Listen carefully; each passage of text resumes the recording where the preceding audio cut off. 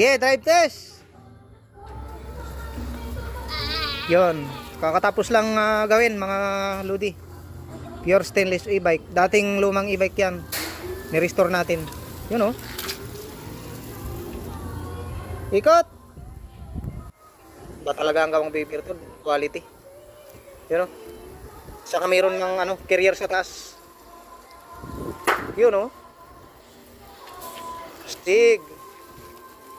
Alright, atras. Yun oh.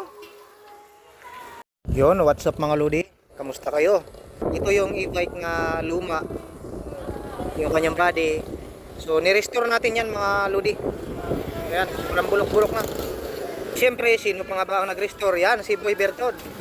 At saka si Don Serrano. Yun. Dalawa sila mga lodi, yung mga veterans sa e-bike. So, yung dating napaka durug-durug na e-bike, napaka-pugi na ngayon. Ayan, pure stainless. So, yan si Boy Bertod, kinakaruwas na. Tapos na po. Yan ang deliver ng napaka-puging e-bike na to. Yan po sa sa Manila. Manila. Oo. Taga Manila yung may-ari nito. Tapos pinagawa dito sa atin sa Cabuyao, Laguna. Buksan mo nga boy, compartment. Ganda ng pagkapulsterya. Free naman. Yun. So dito natin nilagay yung battery. Yan. So sa yung controller. Yan, ilalak na lang. Sarado mo boy. Ito ba yung saksakan niya? Diyan yung charger. Pagka malulubat na, dito ba yung sasaksak? Diyan i-charge. So yung body, pure stainless na. So ang lupit ng pagkakadali. Ayan. Tuloy-tuloy lang talaga sa paggagawa si Boy Bertod ng mga pure stainless e-bike. Ayan oh.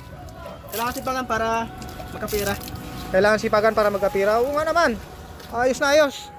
Tignan nyo mga lodi. Yung dating mags niya. Ayan. Halata naman na talagang luma.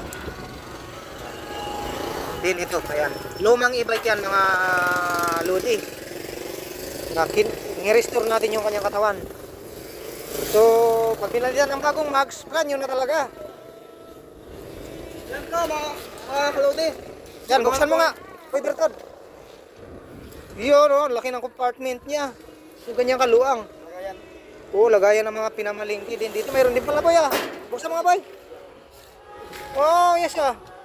Pabuhay natin kay Don Serrano yung susi. Sira ano eh.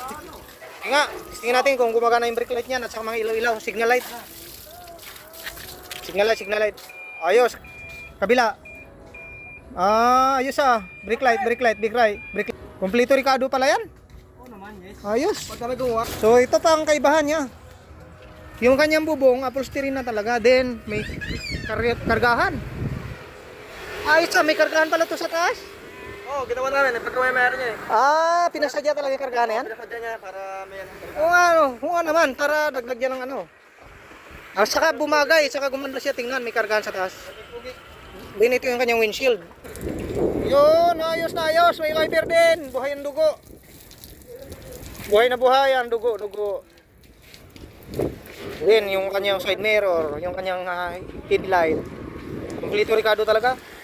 Sige, drive test natin yan. Ayan, bising-busy sila mga lodi. Boy, sino tinitingnan mo boy? Kaya pala naman boy. Kaya pala naman, may tinitingnan ka eh. Ito mga lodi, yan, tinutong-tutong na yung niya, mags niya, nililinis ni Don Serrano. Mapang-api, mapang-abuso. So, dati yan mga lodi ay naka-brake drum, kinonvert na natin sa disc brake. So, yan, ito na yung kanyang preno sa likuran. Ito na. So, ito naman yung kanyang gauge.